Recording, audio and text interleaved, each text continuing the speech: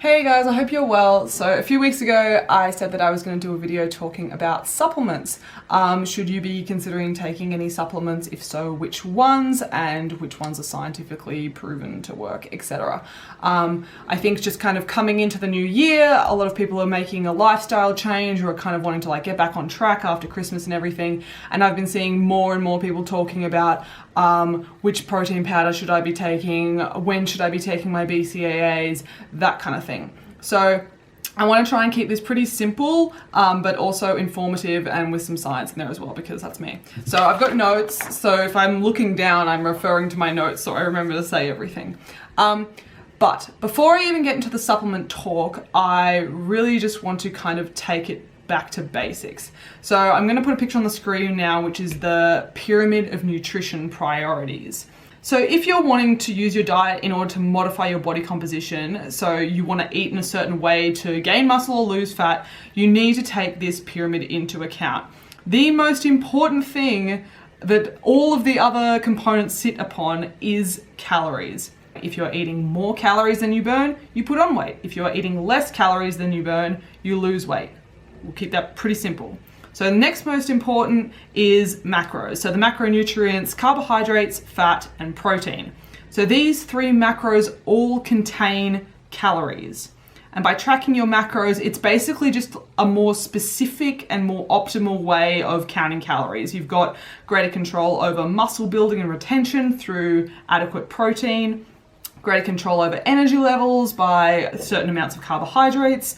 You've got better control over your hunger levels through eating fats and proteins, and hormonal balance through fats. So a whole heap of other things as well, if you take into account the amount of protein, carbs, and fats that you're eating apart from just calories alone. So macros are micronutrients. These are your vitamins and minerals and probably fiber as well. I'm not going to go into detail right now in terms of micronutrients and meal timing, but my main point here is that calories and macros are at the bottom of the pyramid. They are the most important. And look where supplements are. Supplements are right at the top. That means you only really need to think about having supplements if you've got the rest of this under control. So I see some girls talking about fat burners and, oh, has anyone tried this fat burner? But when you bring it back down to ground level and ask them, how many calories are you eating? They don't know. So if you don't know how many calories you're eating and if you're in a calorie deficit or not, because you have to be in a calorie deficit to lose weight, then why would you even consider jumping all the way to the top to the supplement level and consider a supplement when you haven't taken the most important component, which is calories, into account? So there is one supplement which I would kind of consider exception to this rule, and that is when you take a protein supplement. So some sort of milk-based protein, whey, casein, there's all kinds of variants, and then any kind of plant-based protein. And I say that because if you take a protein supplement, it is helping you to meet your daily protein requirements. Unless you have any specific dietary requirements, you should be able to get in enough protein through food alone. I only take whey protein on weekends when I'm a little bit more relaxed with my food. But during the week, at my 9-to-5 job, Monday to Friday, I get all of my protein intake through food and I don't need a supplement. Again, if you have any dietary requirements, then you might consider supplementing with whey or plant-based protein so that you're able to meet your daily protein. So just to review that bit, only think about supplements if you've got your calories down and if you've got your macros down. If you've already got a really balanced diet and you know within yourself, yes, I have a balanced diet, but I'm looking to take it that next level, then start thinking about supplements. But if you're quite underweight or quite overweight, or you have a poor relationship with food, or you're binge eating, I would focus on trying to resolve those issues and work through those issues first before even considering taking supplements. Okay, so now I'm going to go into details talking about actual supplements. I'm not going to talk about everything because blah, ain't nobody got time for that. But I'm going to talk about the ones which I think come up the most and also have quite good scientific evidence backing them. So the first one is creatine. It's a molecule which is already used, produced by the body and is used in the ATP-CP energy system, which is used in quick short, fast efforts up to 10 seconds long, such as in resistance training, when you're in the gym, when you're performing quick, fast, short, powerful movements, are also important for things like sprinting. So when you supplement with creatine, the point is that you're adding to these creatine stores and you're able to produce more energy. You're able to produce more energy for muscular contraction in short bursts of power. So this supplement, out of all supplements, is the most backed by scientific evidence.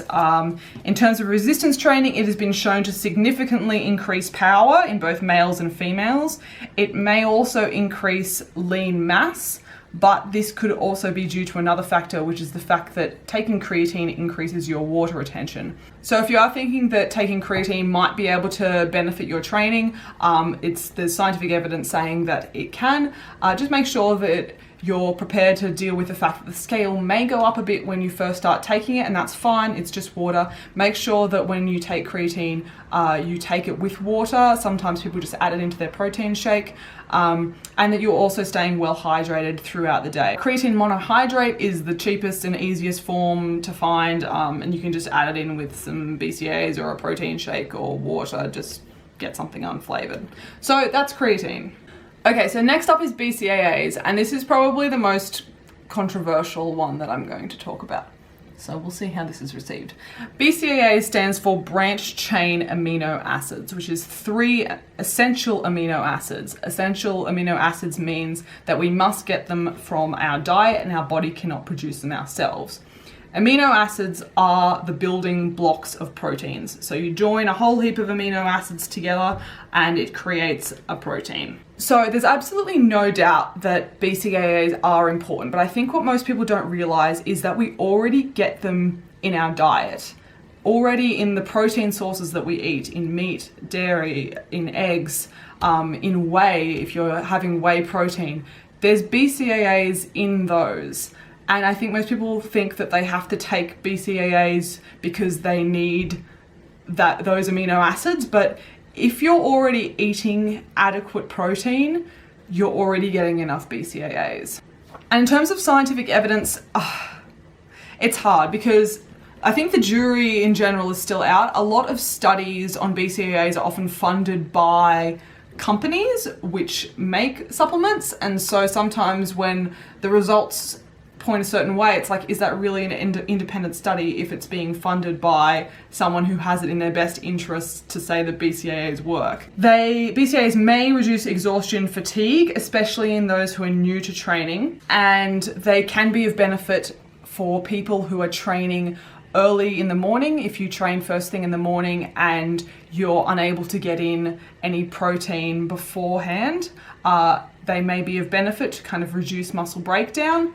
But if you're training after you've already got like a protein-rich meal, or you're training at the end of the day, and you've got enough protein in, basically, I would only advise buying BCAAs if you have the money, really. They're a luxury, they're not 100% necessary.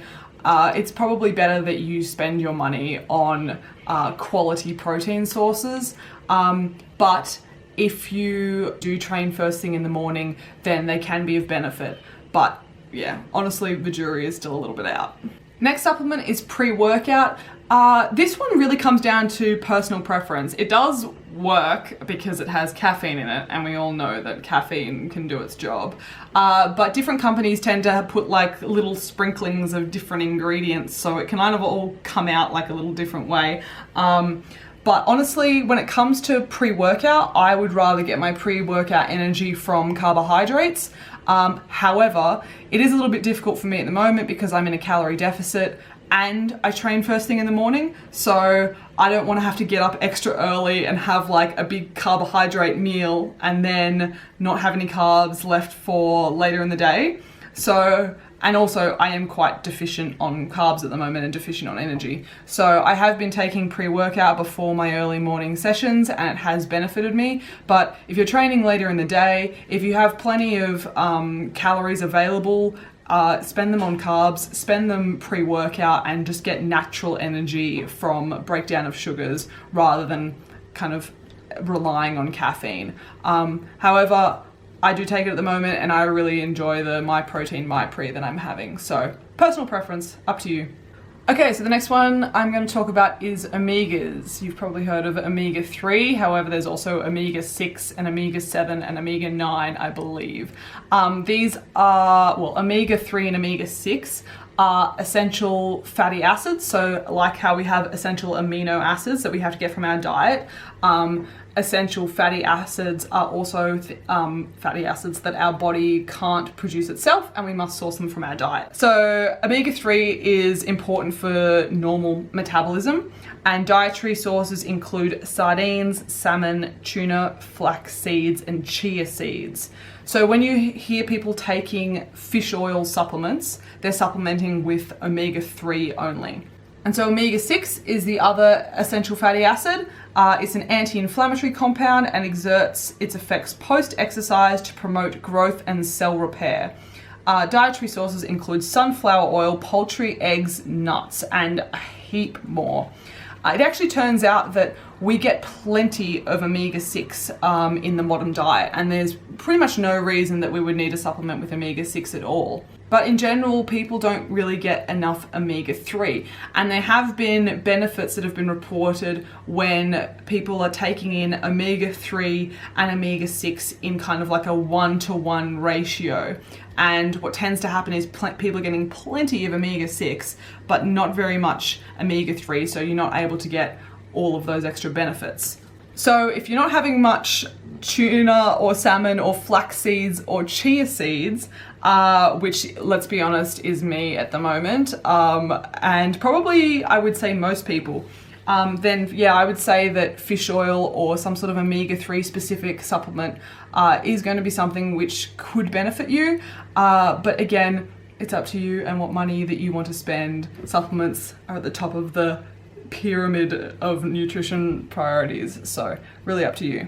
Okay, the next one I'm going to talk about is a multivitamin. Okay, straight up, if you eat a balanced diet, you're eating from all of the food groups, you're eating plenty of fruits and veggies, you do not need a multivitamin.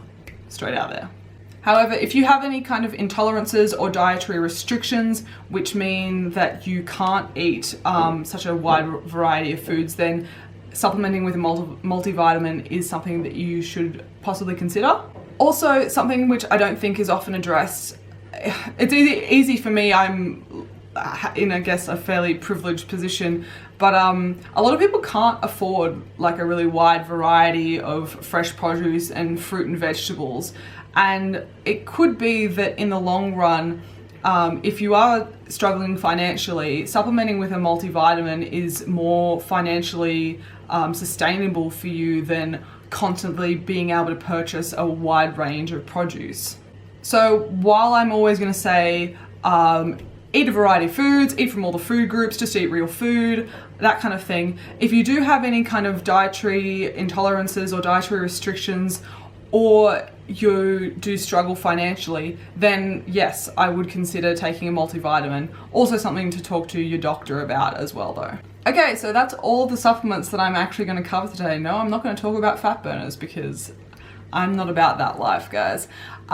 Basically, yeah, to sum up, calories are the most important thing when it comes to changing your body position. Your macronutrients are also pretty damn important, and your micronutrients.